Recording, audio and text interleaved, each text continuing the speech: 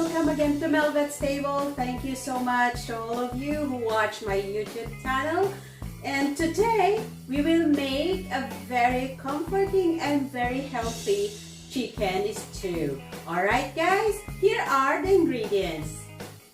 Alright guys, for this recipe we will use 5 cloves of minced garlic, just a thumb size of ginger, 2 tablespoons of Worcestershire sauce, 1 teaspoon of salt, hot chili peppers. This is optional guys if you don't want to be spicy.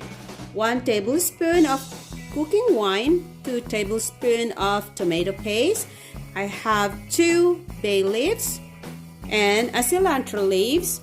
Also half of red bell pepper, 1 large yellow onion or white onion, just 1 piece of carrots, 2 stalks of celery, and about 1 cup of chopped tomatoes, 2 cups of chicken broth, 2 tablespoons of all-purpose flour. You can use cornstarch if you want to, and about 2 medium pieces of potato, and of course 1.5 kilograms of chicken. In my chicken guys, I already add a teaspoon of salt and a teaspoon of ground black pepper to marinate it for about 2 hours. Alright guys, sa ating mainit na pan, we will put olive oil or you can use any oil. Alright, and then first, I want to fry my potato.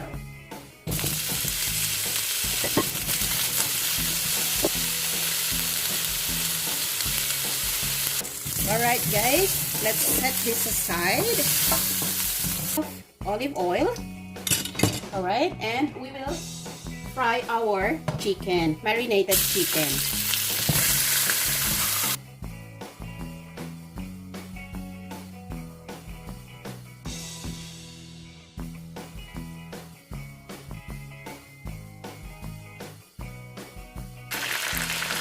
Okay guys, this is good enough. Medyo tostado na yung ating chicken.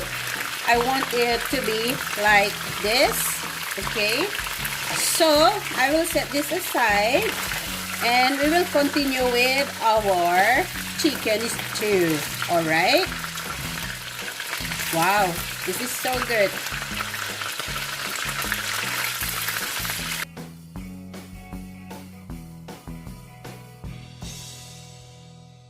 So, ayan guys.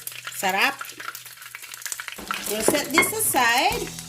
And now, I want to use another pan. Okay. So, ilalagay ko yung oil.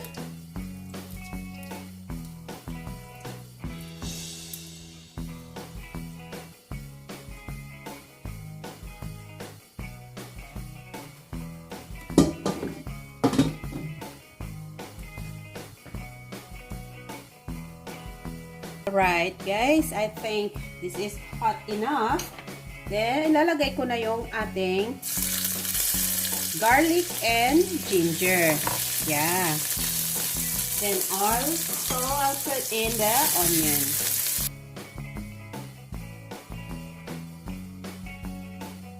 Alright.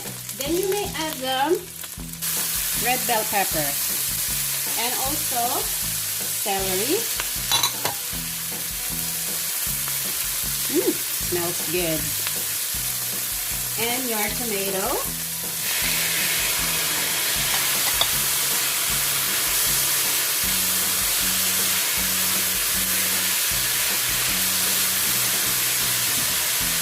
You can add also the chili peppers.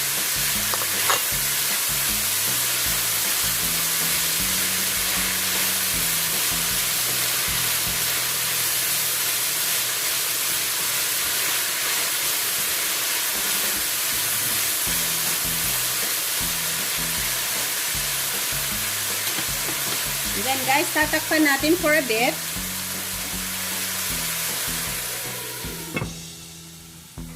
Alright guys, let's check it. Wow, look at that. So,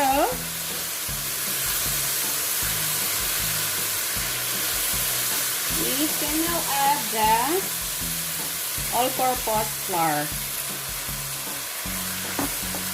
Pwede kayong gumamit guys ng cornstarch, pero ilalagay nyo yun sa dulo ng inyong pagluluto. Lagyan nyo siya ng konting tubig para sa ganon, matansya nyo kung gaano kalapot yung gusto ninyo. Okay? So now, I can now add the chicken broth.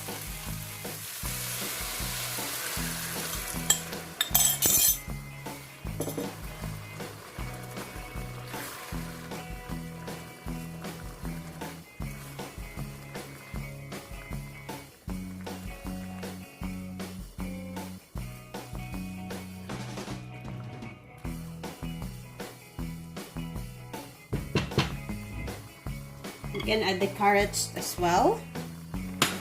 And, lalagay na rin natin yung ating wine. Yan. The Worcester sauce. Kung wala kayo nito guys, you can just use a tablespoon or 2 tablespoons of soy sauce. Then, we'll add the bay leaf.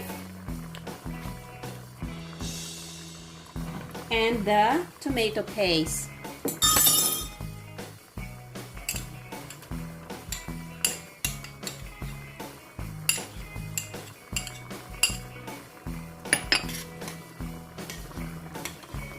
If you remember guys, my weight loss cabbage, it's similar. Kaya lang guys, ito kasi is chicken at wala itong cabbage. Pero this is also a very healthy chicken recipe. Okay?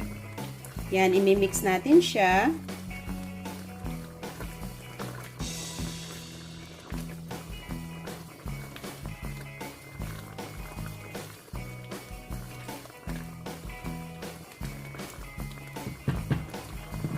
And then, we will put back the chicken.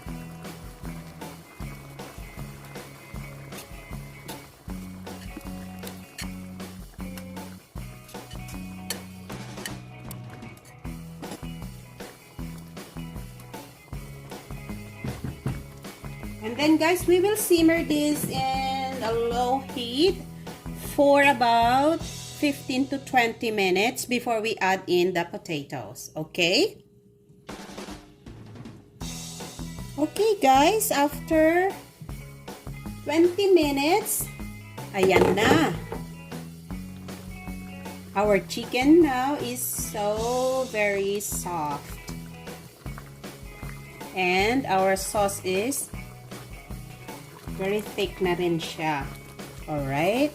Oh yeah, no. Now I can add the potato. Last ko kasi guys inilalagay ang potato because I don't want it to be smushy, like ano siya, malambot na hindi mo na makakagat yung potato, right? And titikman natin kung kulang pa yung ating salt.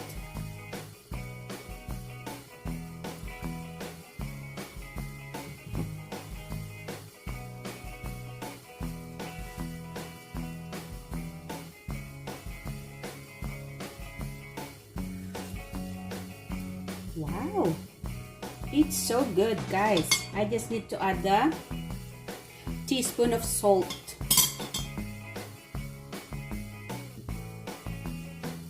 There you go.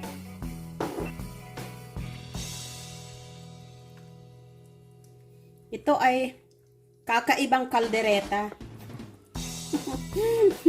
Kasi, ang sabi ni Direk, magluto raw ako ng kalderetang chicken. Now, I have here another type of kaldereta.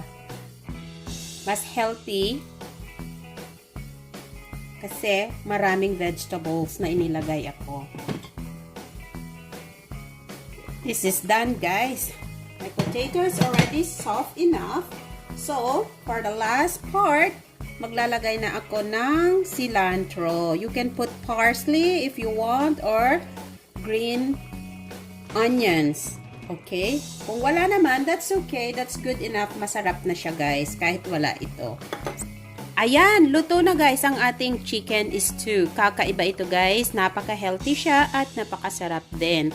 So, to all my subscribers, thank you so much. And if you are new in my channel, please don't forget to click on the subscribe button and the notification bell para lagi kayong updated every time I'll cook and I post a video in my channel. Alright guys, thank you everyone. Until next time again. Bye-bye.